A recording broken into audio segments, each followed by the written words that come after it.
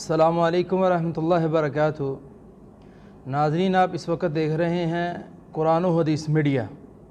آج ہمارے ساتھ مہمان ہیں حافظ محمد ذیشان اشرف صاحب۔ ماشاءاللہ یہ ہمارے پاس بہت ہی ہمارے خاص مہمان ہیں۔ آج ہم ان سے انٹرویو کریں گے۔ سب سے پہلے ان کا تعارف ہوگا۔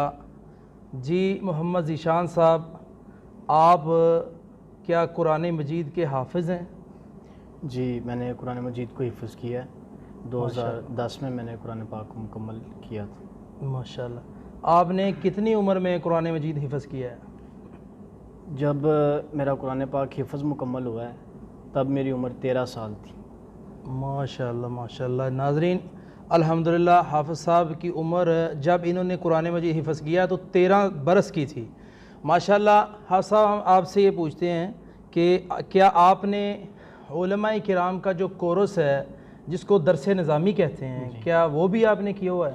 جی الحمدللہ، میں نے جامعہ سلفیہ فیصل آباد سے حفظ قرآن کو مکمل کرنے کے بعد 2010 میں ہی میں نے جامعہ سلفیہ فیصل آباد میں داخلہ لیا، اور وہاں سے ہی میں نے 7 سال کا مکمل درس نظامی کا جو کورس ہے وہ ممتاز سند میں پاس کیا ہے۔ ماشاءاللہ ماشاءاللہ ماشاءاللہ۔ انہوں نے درس نظامی کا کورس بھی کیا ہوا ہے اور اس کے ساتھ ساتھ قرآن مجید حفظ بھی کیا ہے، اور بہت ہی میں دیکھ رہا ہوں الحمدللہ، اور ناظرین بھی دیکھ رہے ہیں، بہت ہی چھوٹی عمر میں انہوں نے علماء کرام کا کورس بھی مکمل کیا ہوا ہے، اور ممتاز سند اس کو کہتے ہیں جو اعلیٰ ترین سند ہوتی ہے بڑی ڈگری والی، وہ بھی حاصل کی ہوئی ہے، اور اس کے ساتھ ساتھ قرآن مجید مکمل حفظ کیا ہے۔ اور اس کے ساتھ ساتھ جو جس ادارے کا یہ نام لے رہے ہیں وہ ادارہ ہمارے ملک پاکستان کا بہت بڑا ادارہ جو وفاق المدارس ہے، اس کا بنیادی ادارہ ہے، اور اس ادارے کے اندر جو بھی طالب علم پڑھتا ہے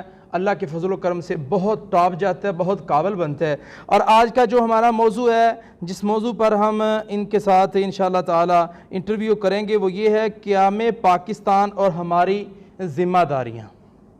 اس میں سے سب سے پہلا جو میں حافظ صاحب سے کویسچن کروں گا وہ یہ ہے کہ قیام پاکستان کی ضرورت حافظ صاحب کیوں پیش آئی ہے؟ بسم اللہ الرحمن الرحیم۔ قاری خبیب صاحب، سب سے پہلے میں آپ کا شکر گزار ہوں، اور آپ کی قرآن و حدیث میڈیا پاکستان کی پوری ٹیم کا دل کی اتھاہ گہرائیوں سے انتہائی مشکور و ممنون ہوں، جنہوں نے اس عظیم عنوان کے تحت آج کا یہ پروگرام ریکارڈ کروایا ہے۔ اس میں سب سے بنیادی طور پر آپ دیکھیں کہ بر صغیر کے اندر 2 بڑی قومیں آباد تھیں۔ سب سے بڑی قوم ہندو اور دوسری قوم مسلم۔ ان دونوں قوموں میں سے بر صغیر کے اندر سب سے زیادہ اکثریت ہندوازم کی تھی۔ اب ہندوازم یہ چاہتے تھے کہ سرکاری سطح پر، قومی سطح پر، ہر ایک پلیٹ فارم میں وہ آگے ہوں، ان کا نام آگے ہو، ان کے لوگ آگے ہوں، اور آزادانہ طور پر بر صغیر کے اندر ایسے حالات میں مسلمانوں کے لیے اسلام پر عمل کرنا انتہائی زیادہ دشوار ہو رہا تھا۔ جب ایسے حالات پیدا ہوئے کہ بر صغیر کے اندر ہندو مسلمانوں کو تنگ کرنے لگے، مسلمانوں کے لیے آزادانہ طور پر اسلام کی روح کے مطابق عمل کرنا مشکل ہو گیا، تو پھر اس وقت کے جو ہمارے سیاسی اور مذہبی قائدین تھے، جن میں علامہ محمد اقبال رحمۃ اللہ علیہ، قائد اعظم محمد علی جناح رحمۃ اللہ علیہ، مولانا سید داؤد غزنوی رحمۃ اللہ علیہ، لیاقت علی خان رحمۃ اللہ علیہ، جتنے اس وقت کے سیاسی اور مذہبی قائدین تھے، ان میں سے اکثریت نے یہ فیصلہ کیا کہ آج وہ وقت آ چکا ہے کہ ہم بر صغیر کے اندر ایک ایسی الگ ریاست کا مطالبہ کریں جس میں کم از کم ہمیں دین اسلام کے اوپر عمل کرنے میں کسی قسم کی کوئی دشواری پیش نہ آئے۔ تو یہ ضرورت تھی بنیادی کہ اسلام پر عمل کرنے کی آزادی ہو۔ ہم نے گائے کو ذبح کرنا ہے، ہم نے بھینس کی قربانی کرنی ہے، یا گائے کی قربانی کرنی ہے، یا ہم نے اونٹ کو قربان کرنا ہے، یا کوئی بھی ہم نے عمل کرنا ہے، ہم نے اذان دینی ہے، نماز پڑھنی ہے، ہم نے کوئی بھی دین کا عمل کرنا ہے، اس کے لیے ہمیں کسی قسم کی کوئی رکاوٹ، تنگی اور دشمنی کا سامنا نہ کرنا پڑے۔ یہ وہ بنیادی ضرورت تھی جس نے قیام پاکستان پر اس وقت کے قائدین کو، سیاسی قائدین کو، مذہبی قائدین کو ابھارا کہ وہ لوگوں کے اندر بھی یہ جذبہ بیدار کریں اور لوگ بھی اس بات کی ضرورت اور اہمیت کو سمجھیں کہ اس وقت ہمیں ایک الگ اور آزاد ریاست کی کس قدر اشد ضرورت ہے۔ تو اسی ضرورت کے پیش نظر پھر علامہ محمد اقبال رحمۃ اللہ علیہ نے ایک الگ ریاست کا تصور پیش کیا، اور پھر اسی تصور کو لے کر قائد اعظم محمد علی جناح رحمۃ اللہ علیہ نے اور ان کے دیگر جو رفقا تھے انہوں نے جد و جہد کی، اور آج ہم ایک آزاد ریاست میں آزادانہ طور پر اسلام کے تمام احکامات پر عمل کر سکتے ہیں۔ تو یہ اسی چیز کا نتیجہ ہے جو جد و جہد اس وقت ہمارے سیاسی اور مذہبی قائدین نے کی تھی۔ جی ہاں سم الحمدللہ، یہ اللہ کے فضل و کرم کے ساتھ یہ بہت ہی عمدہ باتیں جو آپ نے اس وقت کی ہیں۔ اب میں حافظہ آپ سے یہ پوچھنا چاہتا ہوں کہ آپ کی اسکول کی ایجوکیشن کتنی ہے؟ دیکھیں خبیب بھائی، ہمارا جو ادارہ ہے جامعہ سلفیہ فیصل آباد، جس کا میں پہلے بھی ذکر کر چکا ہوں، اس ادارے کا یہ امتیاز ہے اور اس کی یہ بنیادی خصوصیت ہے، وہ اس دور کے تقاضوں کو سمجھتا ہے اور اپنی آگوش میں آنے والے طلباء کو اس دور کے مطابق تیار کرتا ہے۔ صحیح صحیح۔ تو ادارے نے دینی تعلیم کے بندوبست کے ساتھ ساتھ اسی ادارے کے اندر عصری تعلیم کا بندوبست بھی کر رکھا ہے۔ الحمدللہ۔ تو درس نظامی کے ساتھ ساتھ ہی میں نے جامعہ سلفیہ فیصل آباد میں ہی میٹرک کے امتحان دیے، پھر وہاں ہی ایف اے کے، بی اے کے، اور پھر ایم اے اسلامیات کیا، ایم اے عربی کیا، اور ان دنوں میں بھی میری 2 ڈگریاں چل رہی ہیں۔ ایم فل کا میرا آخری سمیسٹر ہے جو میں رفاع انٹرنیشنل یونیورسٹی فیصل آباد کیمپس سے کر رہا ہوں، اور اس کے ساتھ میرا بی ایڈ کا بھی دوسرا سمیسٹر ہے جو میں علامہ اقبال اوپن یونیورسٹی اسلام آباد سے کر رہا ہوں۔ ماشاءاللہ مہاجر صاحب، آپ تو بہت ہی زیادہ قابل ہیں۔ تو میں پھر آپ سے تھوڑا سا مشکل سوال پوچھوں گا انشاءاللہ۔ جی ضرور انشاءاللہ۔ تو آپ کی جیسے ایجوکیشن ہے ربی اشرح لی اور صدری ویسر اس حوالے سے تو تاکہ ناظرین تک یہ پیغام جائے، اور صبح الحمدللہ 14 اگست ہے، 14 اگست پر یہ پیغام جانا چاہیے۔ جی ضرور۔ ہمیں یہ بتائے، اکثر ہم نظریہ سنتے رہتے ہیں، اکثر نظریہ پاکستان 2 قومی نظریے، یہ اصل میں آپ ساتھ 2 قومی نظریے ہے کیا؟ خبیب بھائی، میں یہاں پہ یہ بات عرض کروں گا، جامعہ سلفیہ فیصل آباد میں جب ہم تعلیم حاصل کر رہے تھے تو وہاں کا جب آخری فائنل ایئر ہوتا ہے تو اس میں طلباء کے لیے یہ لازمی ہے کہ وہ 150 سے 200 صفحات کا ایک تھیسس لکھیں، ایک تحقیقی مقالہ لکھیں۔ اگر وہ مقالہ وہ لکھیں گے، پیش کریں گے، ان کا وائوہ ہوگا، مناقشہ ہوگا، اس میں وہ کامیاب ہوں گے تو پھر ہی انہیں درس نظامی کی سند سے نوازا جائے گا۔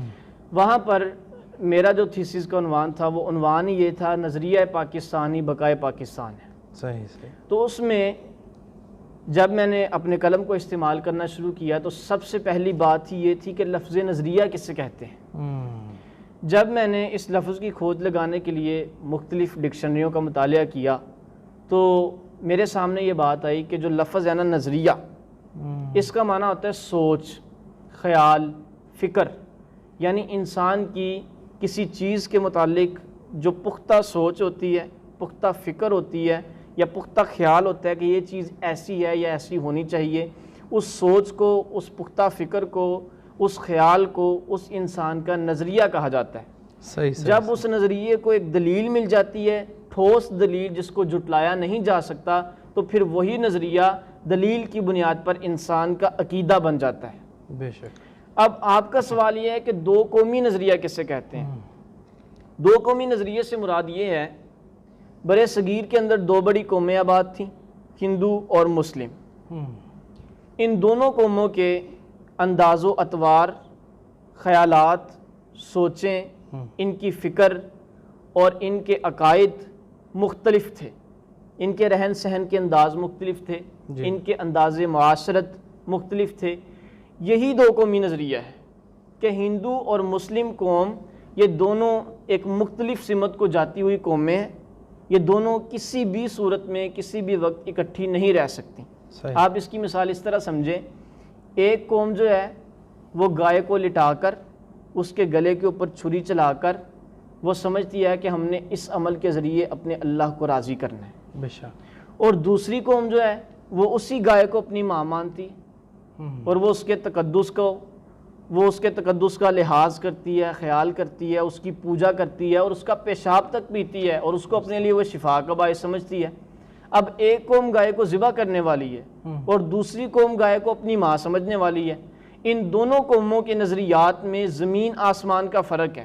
یہ قومیں کسی بھی صورت اکٹھی نہیں رہ سکتی، ان کو الگ الگ ہی رہنا ہے، اور اسی الگ الگ رہنے کو، ان کے مختلف نظریات کو، انداز معاشرت کو، انداز و اطوار کو دو قومی نظریہ کہا جاتا ہے۔ لا اعبد ما تعبدون ولا انتم عابدون ما اعبد، جس کی تم عبادت کرتے ہو اس کی میں عبادت نہیں کر سکتا، یہ دو قومی نظریہ ہے۔ تمہارا رستہ لکم دینکم ولی دین، تمہارے لیے تمہارا رستہ اور میرے لیے میرا رستہ، یہ دو قومی نظریہ ہے۔ ماشاءاللہ جی، بہت ہی عمدہ جواب حافظ صاحب نے دیا ہے۔ اور اب میں حافظ صاحب سے، جو کہ الحمدللہ ہمارے ملک کے اندر ہماری اس قوم کی خدمت کے لیے انہوں نے اتنی زیادہ تعلیم حاصل کی ہے، میں ان سے ایک اور بھی کویسچن کروں گا درمیان کے اندر۔ وہ یہ تھا کہ حافظ صاحب ہمیں یہ بتائیں کہ آپ کی اس وقت ذمہ داریاں ملک کے اندر کون کون سی اس وقت آپ ذمہ داریاں سر انجام دے رہے ہیں؟ ذمہ داریوں میں خبیب بھائی کچھ معاشی ذمہ داریاں ہیں، کچھ معاشرتی ذمہ داریاں ہیں۔ آپ یہ واضح فرمائیں کہ آپ کون سی ذمہ داریوں کو جاننا چاہتے ہیں؟ آپ اس وقت آپ کے پاس کون سا عہدہ ہے، عہدے کے حوالے سے؟ خبیب بھائی، میں اس وقت جس طرح ہمارے ناظرین دیکھ رہے ہیں، قرآن و حدیث میڈیا پاکستان کے پلیٹ فارم سے ہم اس وقت اپنے ناظرین کے سامنے ان کی خدمت کے لیے اور ان کے علم میں اضافے کے لیے تشریف فرما ہیں، تو میں قرآن و حدیث پاکستان کا پنجاب کے نمائندگان کا انچارج ہوں، اور اس کے ساتھ ساتھ اہل حدیث یوتھ فورس پاکستان، جس کی بنیاد شہید ملت خطیب الاثر، خطیب العرب والعجم حضرت علامہ احسان علیہ ظہیر شہید رحمۃ اللہ علیہ نے رکھی، سٹی چیچا وطنی کا صدر ہوں، اور اس کے ساتھ ساتھ مرکزی جمعیت اہل حدیث چیچا وطنی تحصیل جو ہے اس کا سوشل میڈیا کا جو سیل ہے اس کا انچارج۔ ماشاء، مجھے یہ پتہ چلا ہے کہ آپ تحصیل چیچا وطنی کا جو ٹاپ کا سکول ہے، یونیک سکول، اس کے اندر بھی لیکچرار ہیں؟ جی بالکل، تحصیل چیچا وطنی میں سب سے قدیم اور سب سے زیادہ انجینئر ساز، ڈاکٹر ساز ادارہ جو ہے یونیک ڈگری کالج، جس کا سارا سٹاف ہی بڑا مایا ناز ہے، اس کے اندر میں تقریباً عرصہ 1.5-2 سال سے اردو اور اسلامیات کا جو سبجیکٹ ہے وہ میں پڑھا رہا ہوں، انٹر اور بی ایس لیول کو۔ الحمدللہ آپ کی اتنی بڑی عصری تعلیم کے حوالے سے اور دینی تعلیم کے حوالے سے آپ کے پاس اتنے بڑے عہدے ہیں، اور آپ الحمدللہ اس وقت جو لیکچرار کا بھی آپ کے پاس عہدہ ہے، اور آپ عصری تعلیم بھی دے رہے ہیں اور دینی تعلیم بھی دے رہے ہیں۔ اس لحاظ سے میں ایک بہت ہی اہم سوال کروں گا، وہ ہمارے لیے بھی ہوگا اور عوام الناس کے لیے اور خصوصاً ناظرین کے لیے، وہ یہ ہوگا کہ ملک تو ہمیں اب سب مل چکا ہے اس وقت، جی بالکل، اللہ کی یہ بہت بڑی نعمت ہے، بے شک، اور اس ملک کے ملنے کے بعد ہماری اب ذمہ داریاں کیا بنتی ہیں؟ دیکھیں خبیب بھائی، جو قیام پاکستان ہے یہ ایک بہت کٹھن اور مشکل مرحلہ تھا۔ جی راہ وفا میں ہر سو کانٹے، دھوپ زیادہ سائے کم، مگر اس راہ پہ چلنے والے ہمیشہ خوش رہے پچھتائے کم۔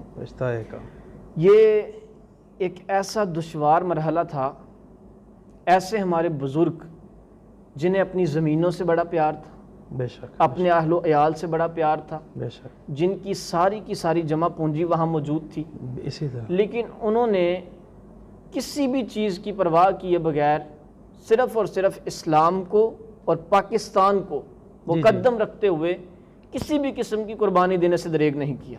اسی طرح تاریخ پاکستان اس بات سے بھری پڑی ہے کہ ہمارے بزرگوں نے، ہمارے اکابرین نے کتنی قربانیاں دی ہیں اس پاکستان کے لیے۔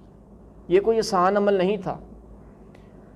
اتنی قربانیاں دینے کے بعد ہم یہ نہیں کہتے کہ یہ ہماری قربانیوں کے عوض پاکستان ہمیں ملا ہے، جی جی، یہ ہمیں اللہ تعالیٰ کی رحمت سے ملا ہے۔ بے شک۔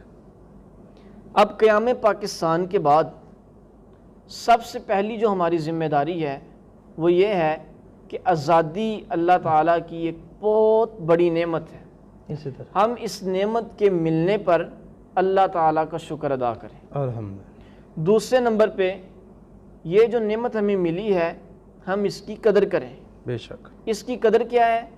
اس کی قدر یہ ہے کہ ہمیں یہ آزادی کس لیے ملی ہے، یا یوں کہیں کہ ہم نے یہ آزادی کس لیے حاصل کی ہے۔ کس لیے حاصل کی ہے، اس بات کا جواب یہ ہے، نظریہ پاکستان کیا ہے؟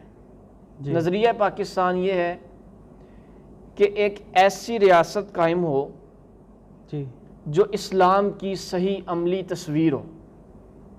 یعنی جو شخص یہ دیکھنا چاہتا ہے کہ ایک صحیح اسلامی ریاست کیسی ہوتی ہے، تو وہ پاکستان کے باشندوں کو دیکھ لے تو اسے سمجھ میں آ جائے کہ ایک اسلامی ریاست ایسی ہوتی ہے، ایک ایسی فضا جس میں دین اسلام کا بول بالا ہو، جس میں دین اسلام کا پرچار ہو، جس میں دعوت و توحید کا، دعوت و ارشاد کا، رسالت کا کام ہو، تبلیغ ہو، ترویج ہو، اشاعت ہو، اور مشن محمدی صلی اللہ علیہ وسلم کا پرچم بلند ہو۔ بے شک اس مقصد کے لیے ہم نے اس پاکستان کو حاصل کیا تھا کہ ایک ایسی آزاد ریاست جہاں پہ ہم بحیثیت مسلمان اپنے فیصلے خود کر سکیں اور آزادانہ طور پر ہم دین اسلام کی جو صحیح صورت ہے اس پر عمل کر سکیں۔ بے شک یہی ہمارا فرض ہے، یہی ہماری سب سے بڑی ذمہ داری ہے کہ ہم نفاذ اسلام کریں، بے شک حدود اللہ کا نفاذ کریں۔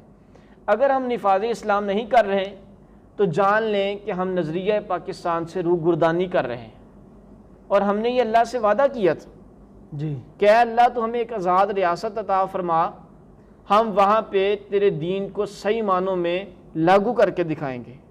لیکن پاکستان کی تاریخ گواہ ہے کہ اب تک پاکستان میں صحیح معنوں میں نفاذ اسلام نہیں ہو سکا۔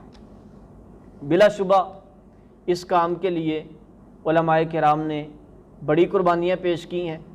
1987 میں علامہ احسان اللہ ظہیر شہید رحمہ اللہ اور علامہ حبیب الرحمن یزدانی شہید رحمہ اللہ، محمد خان نجیب شہید رحمہ اللہ، ان ہمارے بزرگوں نے اسی نفاذ اسلام کے لیے قربانیاں دیں، بے شک حدود اللہ کے نفاذ کی جنگ لڑی ہے۔ لیکن بدقسمتی یہ ہے کہ جب سے پاکستان بنا ہے، اقتدار ان لوگوں کو ملا ہے جو دین دشمن قوتیں ہیں یا پھر جو بیرونی دباؤ کا شکار ہے۔ تو چاہیے یہ کہ ہم، چاہے وہ کوئی بھی حکومت ہے، کوئی بھی پارٹی ہے، ہم ہر اس پارٹی کے ساتھ ہیں جو پاکستان کے لیے مخلص ہے، اسلام کے لیے مخلص۔ بے شک ہم اپنے پلیٹ فارم سے کسی بھی ملکی ادارے کی توہین نہیں کریں گے، ہم ہر ملکی ادارے کا احترام کرتے ہیں، ہم ہر حکومت کا احترام کرتے ہیں، ہم ہر پارٹی کا انسانیت کے ناطے، اسلام کے ناطے احترام کرتے ہیں۔ لیکن ہماری صرف اتنی گزارش ہے آنے والی اور جانے والی ہر حکومت سے، ہر سیاسی پارٹی سے، ہر مذہبی پارٹی سے، کہ ملک پاکستان کو نفاذ اسلام اس کے اندر ہونا چاہیے، اور ملک پاکستان کو اسلامی تعلیمات کی ایک عملی تصویر لوگوں کے سامنے بنا کے پیش کرنا چاہیے۔ ماشاءاللہ جی، یہی ہماری سب سے بڑی ذمہ داری۔ الحمدللہ شیخ صاحب نے جس طرح بہت ہی پیارے انداز کے اندر نظریے کے حوالے سے نظریے کو تفصیلاً بیان کیا، اور اس کے ساتھ ساتھ دو قومی نظریہ وہ بھی بیان کیا، پاکستان کا اصل نظریہ کیا ہے اور ہماری اصل میں ذمہ داریاں کیا ہیں، کیا بنتی ہیں، اور ملک پاکستان کے جتنے بھی باشندے ادھر یا غیر ممالک میں اپنی زندگی بسر کر رہے ہیں، ان کے لیے، یہ ناظرین کے لیے خصوصاً بہت ہی پیارا ان کا یہ بیان تھا، اور یہ اس کے اوپر جو انٹرویو تھا، میں اپنے ناظرین کے لیے یہ بات رکھنا چاہتا ہوں کہ ہمارا قرآن و حدیث میڈیا کا جو پیغام جہاں تک بھی جائے، احباب ساتھی اس کو آگے سے آگے شیئر ضرور کیجئے گا، اور اسی طرح اس انٹرویو کو مکمل توجہ کے ساتھ دیکھیے گا تاکہ ہمیں نظریے کا پتہ چلے۔ ہمارے پاس جو اتنی فیمس شخصیت اور اتنے ماشاءاللہ اچھے لیکچرار، انہوں نے بہت ہی اہم باتیں کی ہیں، اور اہم باتیں ہم نے اس انٹرویو میں بیان کی ہیں۔ اللہ رب العالمین ہمیں عمل کی توفیق عطا فرمائے۔